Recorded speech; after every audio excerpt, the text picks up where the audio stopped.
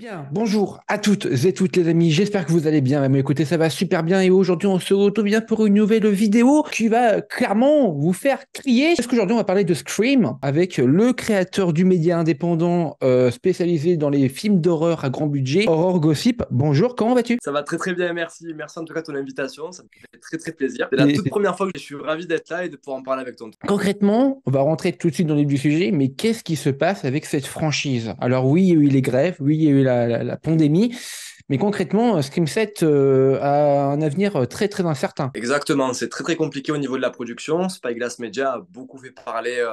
C'est la société qui produit justement, qui a repris les droits de la franchise de Scream. Et c'est très compliqué en ce moment parce qu'il y a une atmosphère véritablement bizarre par rapport aux actrices. On avait déjà vu ça par rapport à Neve Campbell pour le tournage du sixième film qui avait été écarté du projet aussi de son propre chef puisqu'elle n'était pas payée à sa juste valeur étant donné qu'elle est quand même l'image de la franchise. Elle demandait un salaire qui est assez conséquent, qui est totalement normal, ça avait été déjà rejeté. Et aujourd'hui, pour Scream 7, on a le renvoi de Melissa Barrera, qui a osé, entre guillemets, se prononcer par rapport au conflit israélo-palestinien. Ça n'a pas été apprécié par Spyglass, qui l'a tout bonnement renvoyé. Et ce que j'ai appris récemment, c'est qu'on a eu les informations il y a quelques semaines, une semaine ou deux, mais apparemment, Melissa Barrera a été virée par la production depuis un petit moment déjà, ça fait pratiquement plus d'un mois.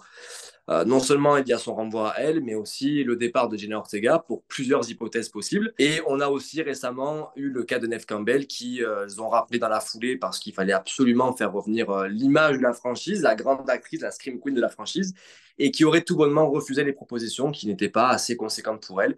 Encore une fois, rebelote, on est sur un remake comme pour le sixième film.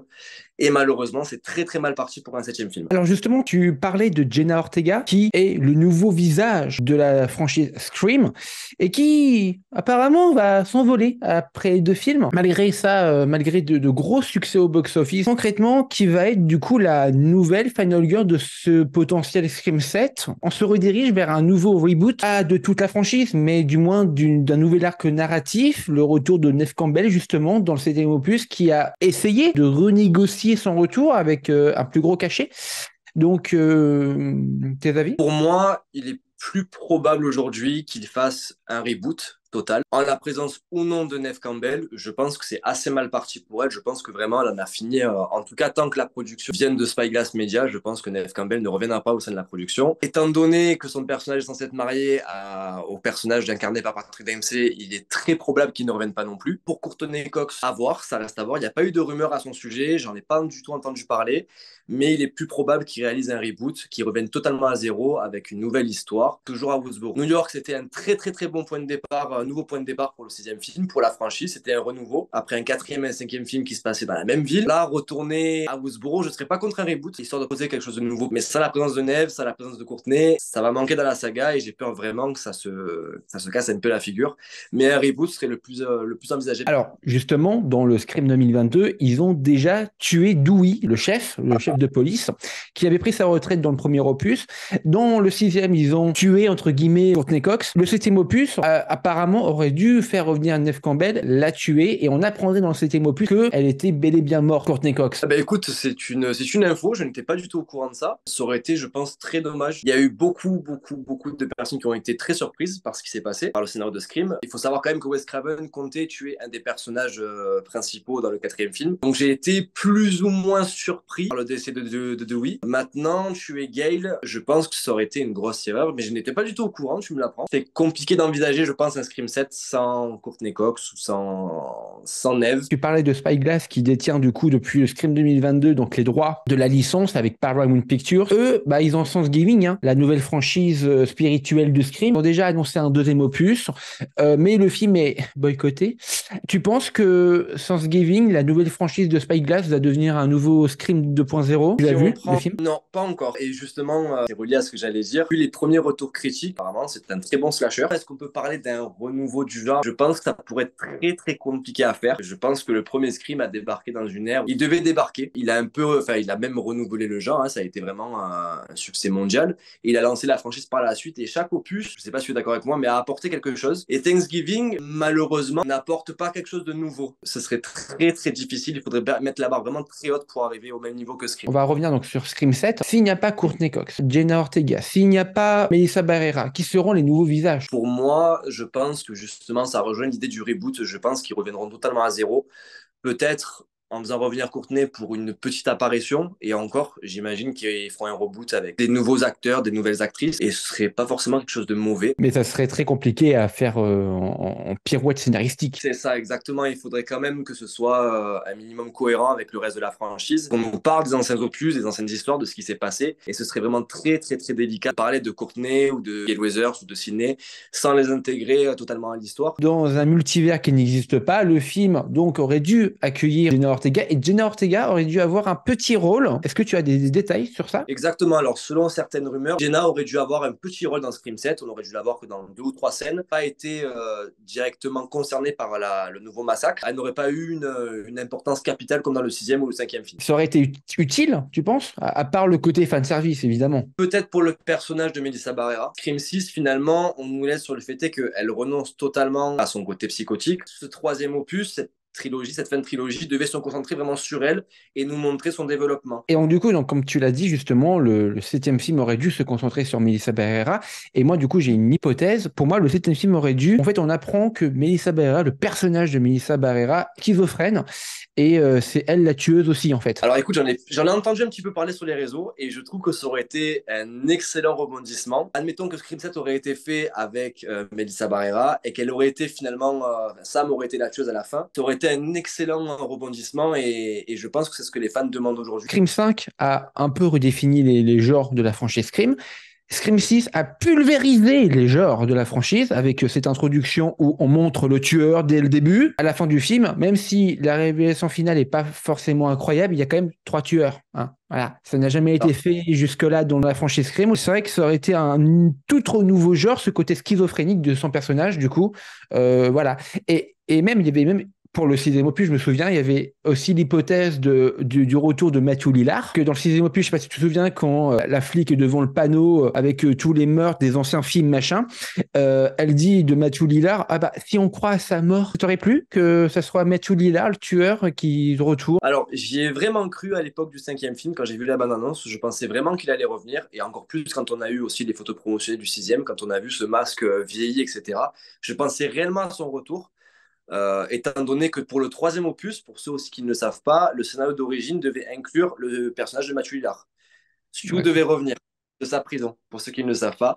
Mais Donc, il a signé pour Blumhouse et ses films de merde de Night at Freddy's, là, et à sa carrière. moi, j'aurais vraiment aimé qu'il revienne. C'est aussi pour ça que la fin du cinquième m'a un petit peu déçu, parce que je m'attendais trop à voir Stu. Je voulais vraiment qu'il revienne.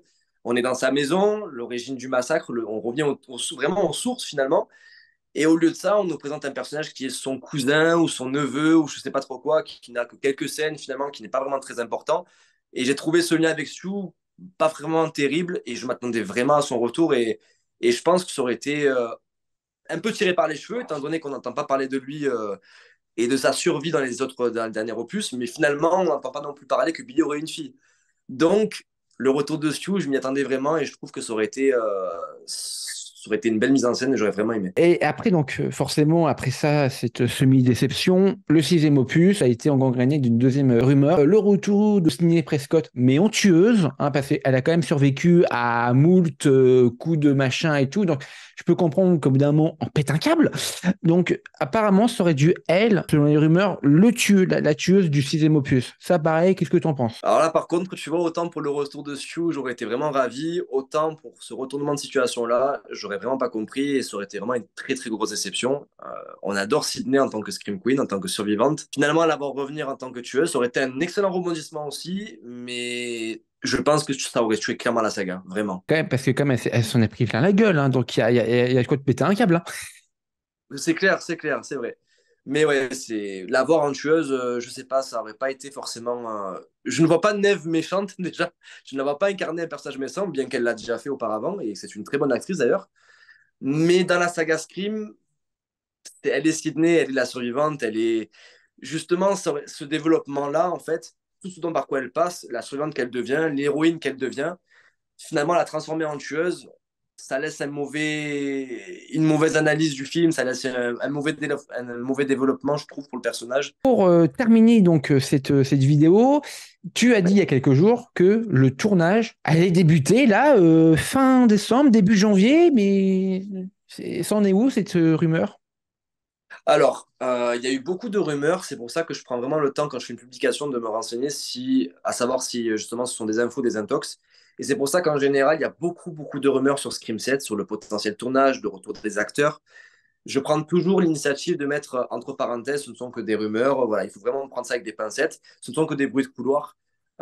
Beaucoup de personnes proches de la production disaient comme quoi le tournage devait commencer aux alentours de mars, ce qui coïncidait avec le fait est que Melissa Barrera avait refusé un tournage dans ces eaux-là et que le tournage de la saison 2 de Mercredi devait commencer que fin mars ou début avril. D'un autre côté, on apprend qu'apparemment le coiffeur doit revenir, que Jenna doit revenir aussi, Melissa pareil. Finalement, on apprend que Melissa a été renvoyée et que finalement ce renvoi date d'il y a déjà quelques semaines, voire plus d'un mois. C'est très compliqué de savoir où ils en sont. Je pense que Spyglass est totalement dépassé par ce qui se passe.